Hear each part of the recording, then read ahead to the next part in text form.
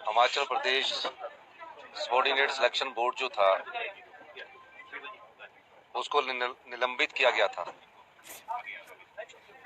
हमीरपुर में इस चयन योग में जो भर्तियां हो रही थी उस पर धांधली पाई गई थी और उसको हमने जब निलंबित किया उसके बाद उसकी इंक्वायरी हमने एक आईएएस ऑफिसर अभिषेक जैन जो सेक्रेटरी एजुकेशन थे उनको सौंपी, जो डिपार्टमेंटल के द्वारा इंक्वायरी की जानी थी।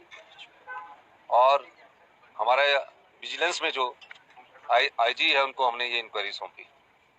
मुझे बड़े दुख के साथ कहना पड़ रहा है कि जो कर्मचारी चयन योग था हमीरपुर में, उसमें पिछले 3 साल से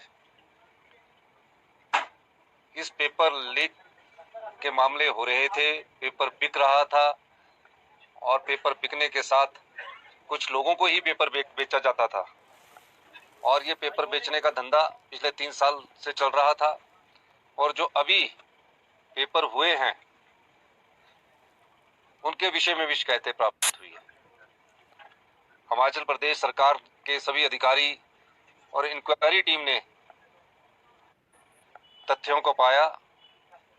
इस आधार पर आज जब सुबह फाइल मेरे पास आई उस पर हमने ये फैसला किया है कि हिमाचल प्रदेश कर्मचारी आयोग जो कि निलंबित किया गया था उसको भंग कर दिया गया है, उसकी कार्यप्रणाली को खत्म कर दिया गया है। और जब तक उसमें जो एग्जामिनेशन हुए जिनके परिणाम नहीं निकले हैं, Himachal Pradesh public service commission जो यहाँ एचएस का टेस्ट लेता है उसमें स्थानांतरित तुरंत प्रभाव से कर दिया गया है। यानी कि जिनके रिजल्ट निकल गए हैं उसके आगे के डॉक्यूमेंटेशन जो चेक होने हैं वो अब Himachal Pradesh public service commission करेगा और जिनके जो अगले एग्जाम्स होने हैं उनको भी Himachal Pradesh public service commission करेगा। और ये तब तक करता रहेगा जब तक कि वहाँ कोई अल्टरनेट के रूप में या टेस्टिंग एजेंसी के रूप में, जो हम नेशनल टेस्टिंग एजेंसी का अध्ययन कर रहे हैं जो नेशनल लेवल पर रिक्रूटमेंट करती है, उनके सभी पहलुओं की हम जांच पड़ताल कर रहे हैं जब तक कि उसका गठन नहीं किया जा सकता है। इस दृष्टिकोण से जो भी कर्मचारी हमारे हमीरपुर में कार्यरत थे उनको सबको सरप्लस रूट में डाल दिया गया है, सरप्लस पूल में डाल दिया गया है और उनको कहा गया है कि आप अपनी किस विभाग में दूसरे विभाग में जाना चाहते हैं उसकी ऑप्शन हिमाचल प्रदेश सरकार में वो लिख कर देंगे। मेरा यह मानना है जब किसी संस्था पर उंगली उठती है और इंक्वायरी के बाद ये पाया जाता है कि इस संस्था पर उंगली उठी है और पेपर बिके हैं, उस संस्था की विश्वसनीयता पर सवाल खड़ा हो जाता है।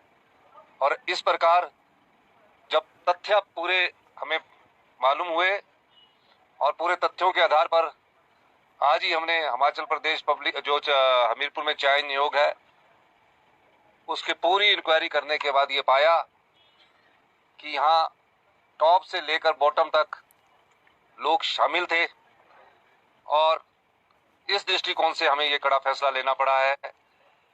और हम हिमाचल के जितने युवा हैं, हमने पहले भी कहा है कि अब आपकी परीक्षाएं जो अभी जब तक जो जिनके रोल नंबर चले गए हैं वो Himachal Pradesh public service commission लेगा और जिनके रिजल्ट निकल गए हैं उनके डॉक्यूमेंटेशन की जो चेकिंग है वो भी Himachal Pradesh public service commission द्वारा ली जाएगी। और जो आगे इंटरव्यू होने हैं उन इंटरव्यूओं को भी जब तक की नई एजेंसी नहीं आ जाती Himachal Pradesh public service commission ही लेगा।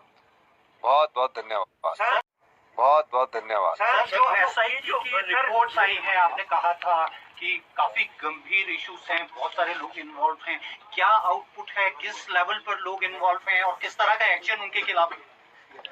देखिए, डिपार्टमेंटल इंक्वायरी भी हो गई है और दूसरी इंक्वायरी भी टाइम बाउंड मैनर्स में आ गई है।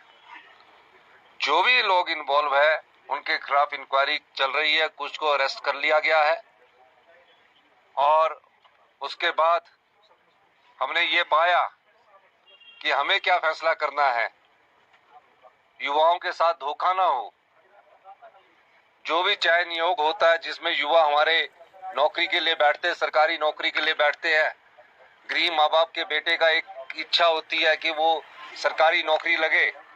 जब उसके मन में ये भावना आती है कि मेरे पढ़ने लिखने के बावजूद भी, मेरिटोरियस होने के बावजूद भी चयन योग से पेपर लीक होते थे, पेपर बिकते थे, ये सारी रिपोर्ट आने के बाद हमने इस कर्मचारी चयन आयोग को भंग करने का फैसला किया है। इसका अस्तित्व अब नहीं रहेगा।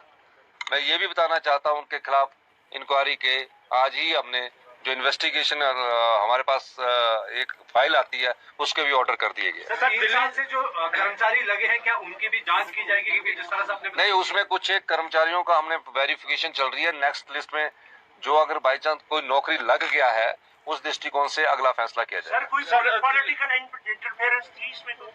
देखिए, अभी जो पहली रिपोर्ट आई है उसमें तो हमें, क्योंकि आगे आने वाले समय में हमारे प्रदेश में काफी रोजगार के अवसर निकल रहे हैं, कई विभागों की नौकरियां निकल रही है, उस दृष्टिकोण से हमने सोचा कि अभी तो पहले इस कर्मचारी चयन आयोग को भंग कर दिया जाए।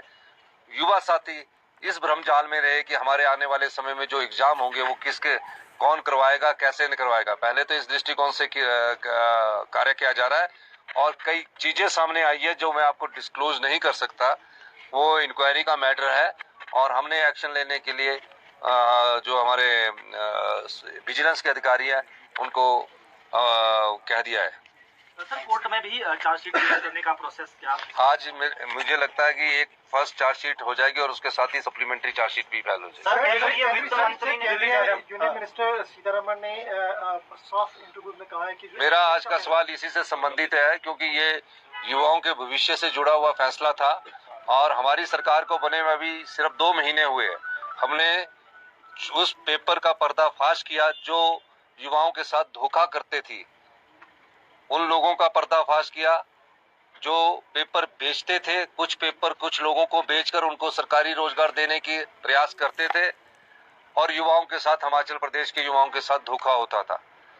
2 महीने में हमारी सरकार ने पहले उसको निलंबित किया, आज उसको भंग कर दिया और उसके बाद अब हमारे पर और दायित्व बन जाता है कि जो हमारे रोजगार के अवसर, काफी सारे रोजगार के अवसर एजुकेशन में निकल रहे हैं और डिपार्टमेंट्स में निकल रहे हैं, उनके अगले एग्जाम हम पब्लिक सर्विस कमीशन के तहत करवाएंगे जब तक कि कोई नई एजेंसी आने वाले समय में उन एग्जाम को करवाने के लिए बन नहीं जाती। सर, लेकिन दिल्ली और छत्तीसगढ़